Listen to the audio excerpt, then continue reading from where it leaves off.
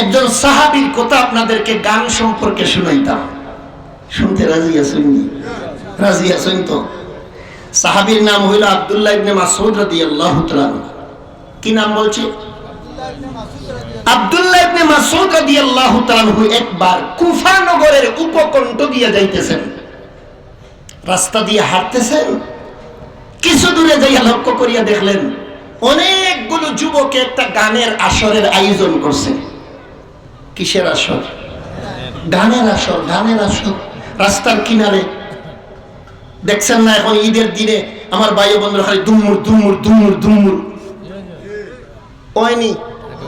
জমিন কাঁপাইতেছো আজকে, এই জমিনের ভিতরে যাইবা তোমার সারা বডি কাঁপাইয়া দিব। কথা বলেন, কথা বলেন। হ্যাঁ মুসলমানের বাচ্চা, ঈদের দিনে কোরআনের মাধ্যমে ঈদের দিনের সূচনা হবে। আল্লাহর জিকির, আল্লাহর সিজদা করার মাধ্যমে ঈদের দিন শুরু হবে। আর তুমি ডেকসেট বাজাইয়া দুম্মুর দুম্মুর দেখাইয়া ঈদের দিন উদযাপন করো। মরলে পরে যখন কবরে যাইবা কলায় কন্দায় হিসাব মিলে যাবে। জুড়ে জুড়ে বলতে হবে, ঠিক কিনা? আমার ভাই ও বন্ধুরা, গান বাজনা এটা সম্পূর্ণরূপে নাজায়েজ, হারাম কাজ।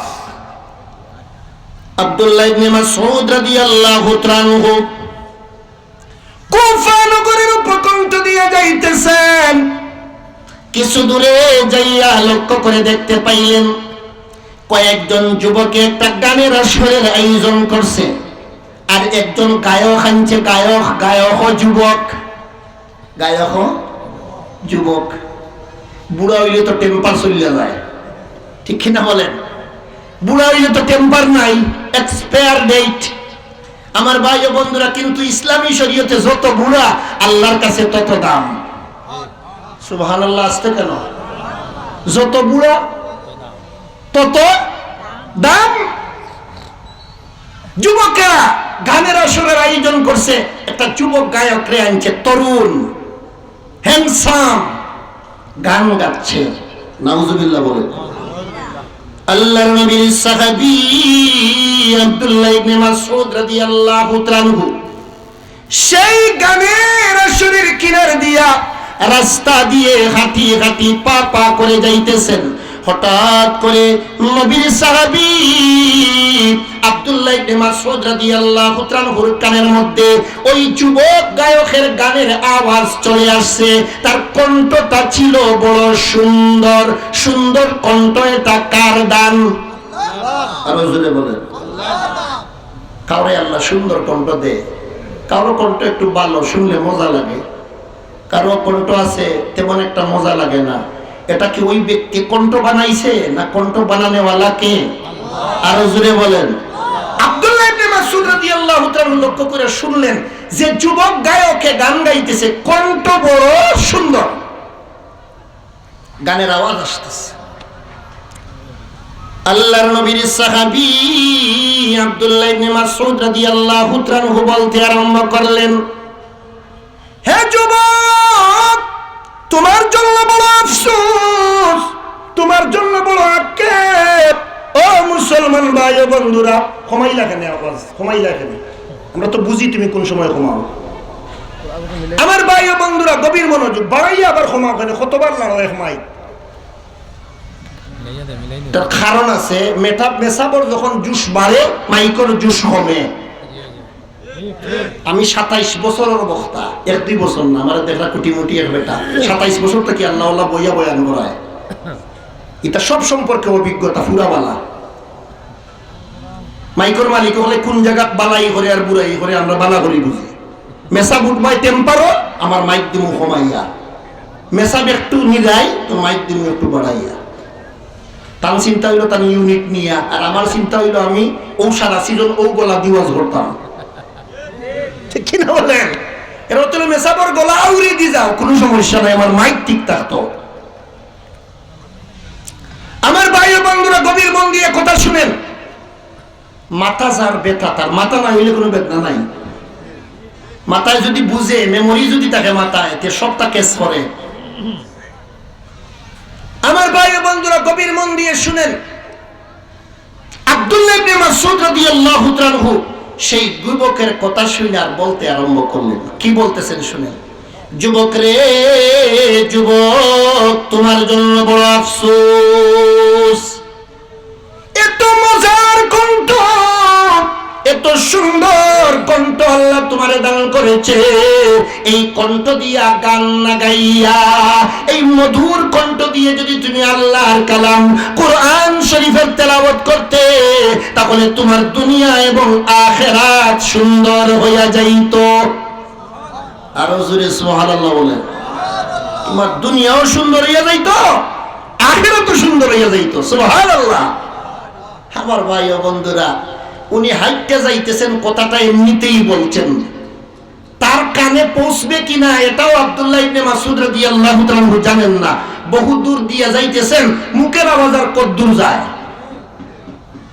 কিন্তু আল্লাহ তো হেদায়েত দিত, তার ভাগ্যে হেদায়েত। আব্দুল্লাহ ইবনে মাসউদের এই কথাগুলো আল্লাহ বাতাসের সাহায্যে গায়কের গান চলা অবস্থায় তার কানে আল্লাহ পৌঁছে দিয়েছে।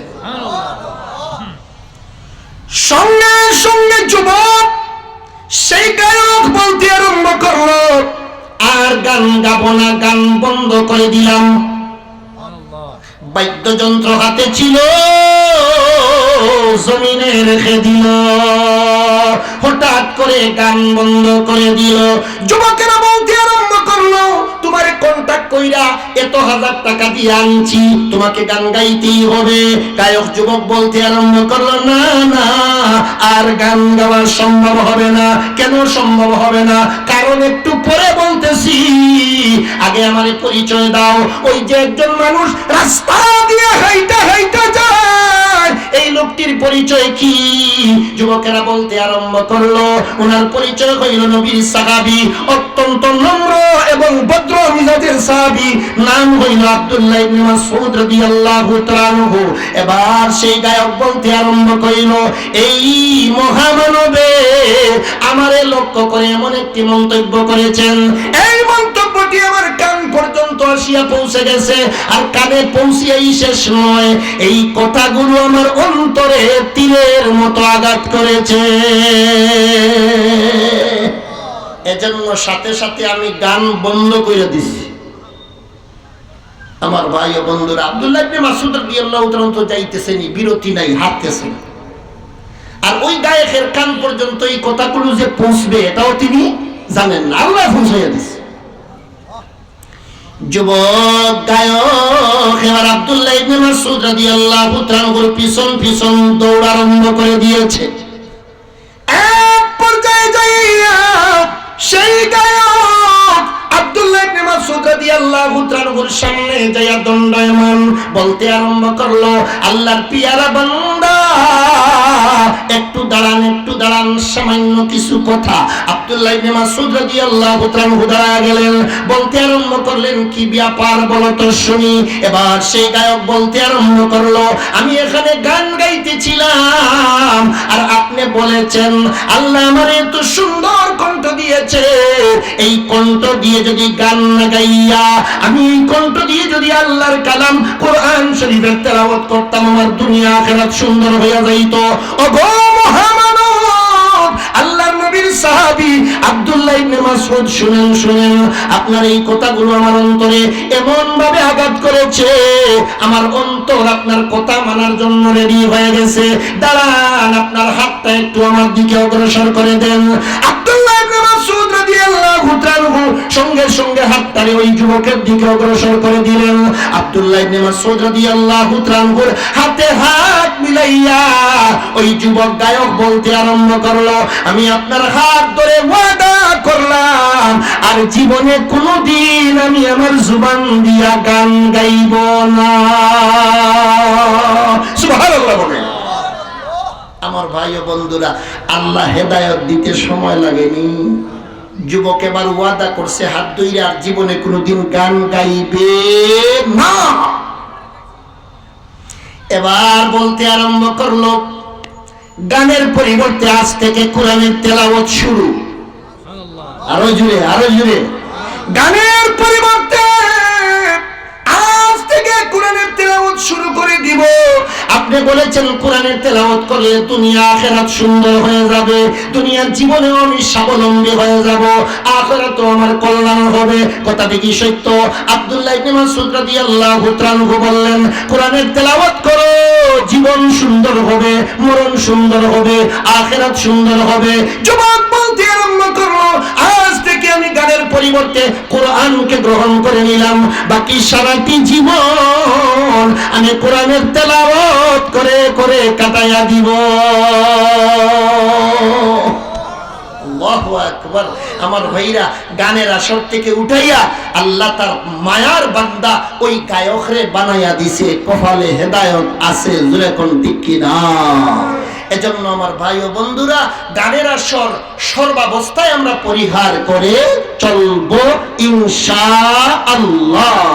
এই গানের কুফল সম্পর্কে আল্লাহ রাব্বুল আলামিন সূরা লুকমানের 6 নম্বর আয়াত নাযিল কইরা কিয়ামত পর্যন্তের জন্য গান বাজনাকে আল্লাহ হারাম করে দিয়েছেন। আমার ভাই ও বন্ধুরা, এই গান বাজনা করলে, শুনলে অন্তরের মধ্যে গুনার চাহিদা সৃষ্টি হয়, অন্তরের মধ্যে জিনার চাহিদা সৃষ্টি হয়। এজন্য আমার ভাইরা, এগুলো হইল বড় বড় রোগ, কলবের বেমার। কলবের মধ্যে যাতে বেমার না হয়, কলব যাতে সুস্থ থাকে, এজন্য কোরআনের তেলাওয়াত বাড়াইবো, গান একেবারে ছেড়ে দিব।